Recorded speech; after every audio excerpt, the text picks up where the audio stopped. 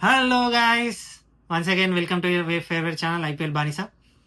And ఇవాళ మన team review GT second పొజిషన్లో ఉన్న జీటీ దాని గురించి డిస్కస్ చేద్దాము.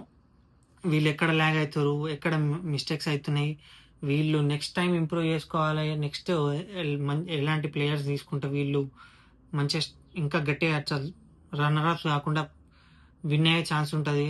దాని గురించి మాట్లాడుకుందాం.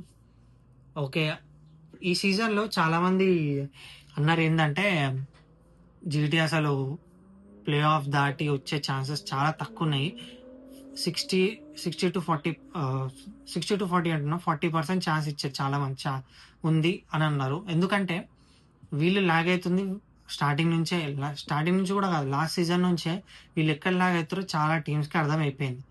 ఫస్ట్ 3 బ్యాటర్స్ ఎవరైతే ఉన్నారో, ఎవరు శుభ్మన్ గిల్, సాయి సుదర్శన్, జాస్ బట్లర్, వీళ్ళ ముగ్గురు ఇట్లా 2 వికెట్లు ఫస్ట్ పడ్డాయంటే చాలు, మ్యాచ్ సగం చేతిలోకి వచ్చినట్టే. 60-70% మ్యాచ్ చేతులు ఉన్నట్టే. జాస్ బట్లర్ కూడా తొందరగా కొట్టిందంటే కథం అయిపోయింది మ్యాచ్. చూసారు కదా ఫైనల్లో ఇట్లుందో. మిడిల్ ఆర్డర్ బ్యాటింగ్ లేదు, ఫస్ట్ 3 వికెట్లు పడితే కథం మ్యాచ్ అయిపోయింది, మ్యాచ్ ఈజీగా గెలిచేయచ్చు.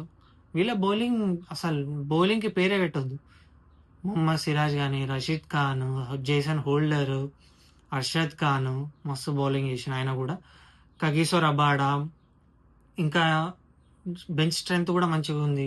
అశోక్ శర్మ, ప్రసిద్ధ్ కృష్ణ ఇంపాక్ట్ ప్లేయర్ లెక్క యూజ్ చేసుకుంటా. ప్రసిద్ధ్ కృష్ణ, సాయి కిషోర్, ఇంకో ఇంగ్లాండ్ బౌలర్ ఉండు అతను, మస్తు బౌలింగ్ ఉంది వీళ్ళకి. అసలు దానికి తగ్గట్టు పిచ్చులు తయారు చేసుకుంటారు. ఎక్కడైతే స్టేడియం ఉందో గుజరాత్ నరేంద్ర మోడీ స్టేడియం, దానికి తగ్గట్టు పిచ్చులు తయారు చేసుకుంటారు. టీం ఏదైతే ఆడదో దానికి తగ్గట్టు పిచ్చులు తయారు చేసుకుంటారు. వీళ్ళ స్ట్రెంత్ కూడా గుర్తులు ధ్యాసలో పెట్టుకొని మస్తు అంటే మస్తు పిచ్చులు తయారు చేసుకొని దానికి తగ్గట్టు టీం బిల్డ్ చేసి ఇప్పటి వరకు మస్తు ఆడారు. వీళ్ళు లాగ్ అయ్యేదైతే అందరికి అర్థమైంది, మిడిల్ ఆర్డర్ అని చెప్పి.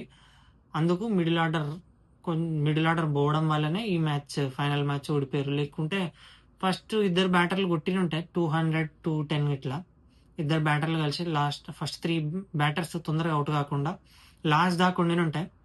200-210 వచ్చిన ఉంటాయి. కాంపిటేటివ్ టోటల్ ఇది, చాలా అంటే చాలా కాంపిటేటివ్ టోటల్. అసలు ఇలాంటి టీంని ప్లే ఆఫ్స్కి తీసుకొచ్చారంటే హెడ్స్ ఆఫ్. ఓకే, మోరోవర్ వీళ్ళ కన్సిస్టెన్సీ చాలా అంటే చాలా బాగుంది.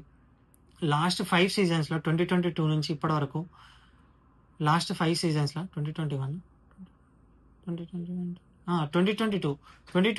నుంచి ఇప్పటి వరకు 5 సీజన్స్లో వీళ్ళు 4 టైమ్స్ ప్లే ఆఫ్స్కి క్వాలిఫై అయ్యారు. అందులో 3 సార్లు ఫైనల్ ఆడారు. 3 సార్లు అంటే 3 సార్లు లిటరల్ ఏమన్నా కన్సిస్టెన్సీయా. ఒక చార్ట్ చూసినుండే, ఆ చార్ట్ గురించి తర్వాత ఇంకో వీడియోలో మాట్లాడతా. ఆ చార్ట్లో ఇప్పటి వరకు ఏ టీంలు పర్సంటేజ్ ఉందో, ఎక్కువ పర్సంటేజ్ విన్నింగ్ ఉందో చూస్తే GT number 1 with 62% winnowing rate.